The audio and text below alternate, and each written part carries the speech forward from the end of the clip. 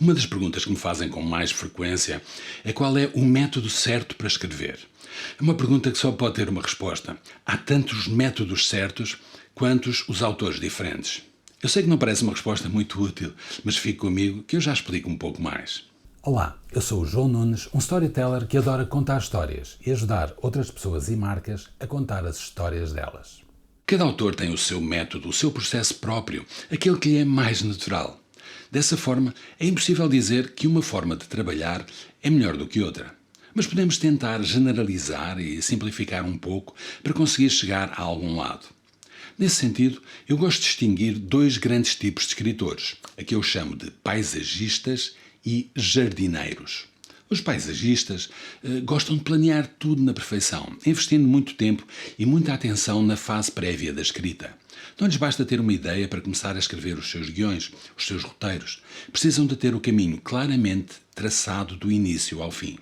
Para isso, desenvolvem sinopses, tratamentos e escaletas, mergulham a fundo no caráter, na biografia dos seus personagens e só começam a escrever quando sabem com muito detalhe o que vai acontecer em cada etapa das suas histórias, incluindo no seu final.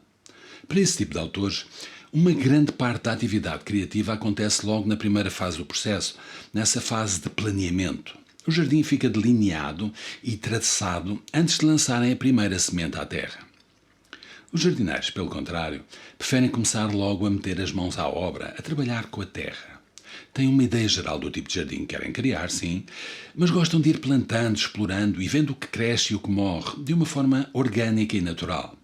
Quando começam as suas obras, não sabem onde elas os vão levar, ou então têm apenas uma ideia muito vaga do que pretendem alcançar. A descoberta e as surpresas do percurso fazem parte do que lhes interessa na viagem e até ficariam desmotivados se fosse de outra maneira, se já conhecessem todas as etapas do seu trabalho. Entre estes dois extremos, naturalmente, há uma infinidade de opções. Estas podem até variar de projeto para projeto ou evoluir ao longo da vida do escritor.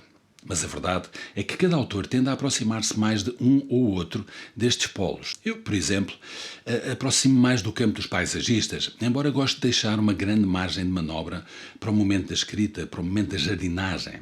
Gosto de ter um caminho bem delineado, de saber para onde me dirijo, mas não me coíbo de explorar alternativas ou de fazer mudanças, às vezes até grandes mudanças, no momento da escrita. Cada uma destas abordagens tem as suas vantagens e desvantagens, as suas mais-valias e defeitos e os seus defensores e críticos.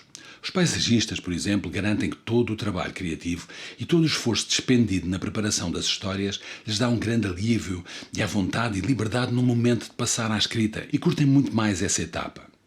Para nós, escrever sem um fio condutor prévio é um sofrimento desnecessário e até contraprodutivo, que normalmente não leva a lugar nenhum.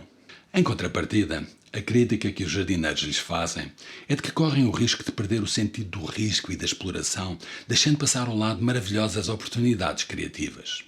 Os jardineiros asseveram que saber antecipadamente o caminho que tinham de seguir lhes tiraria todo o prazer da escrita. Ter um mapa e um trajeto pré-definidos seria o equivalente a entrar numa excursão planeada e mataria à partida todo o gozo da viagem. Mas para os seus críticos, os paisagistas, o problema desta abordagem é que essa falta de planeamento pode levar a desequilíbrios estruturais e a becos sem saída, de onde é muito mais difícil escapar. Ou seja, teriam menos trabalho no início, mas depois teriam muito mais trabalho no final. Voltando ao que nos interessa, como é que isto se aplica aos guionistas, aos roteiristas? A escrita para audiovisual oferece desafios muito particulares. Um guião de cinema é muitas vezes escrito por encomenda de produtores, que querem saber com algum detalhe o que podem esperar da versão final dos roteiros que estão a pagar.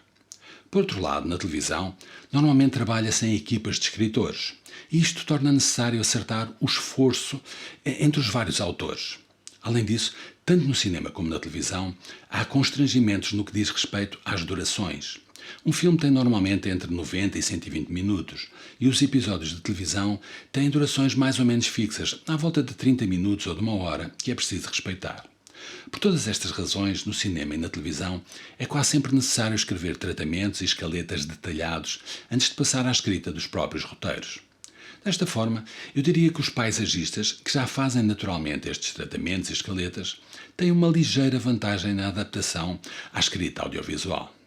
Em resumo, Os paisagistas trabalham mais no planeamento das suas histórias, o que normalmente lhes garante menos trabalho na escrita e reescrita, mas pode, eventualmente, ter um custo em liberdade e flexibilidade.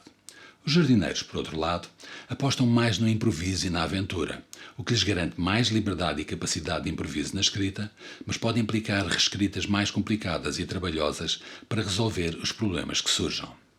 O melhor conselho que posso dar é que cada autor tente perceber em qual desses dois campos cai mais naturalmente, para dessa forma adotar os métodos mais adequados. E com isso voltamos ao início. Há tantos métodos quantos autores, e o seu método, aquele que você escolher, é o método certo. Se gostou deste vídeo, curta e partilhe. E se quiser ser avisado quando eu publicar outros vídeos, subscreva o canal e marque as notificações. Agora, pare de ver vídeos e vá escrever. Vá. Boas escritas.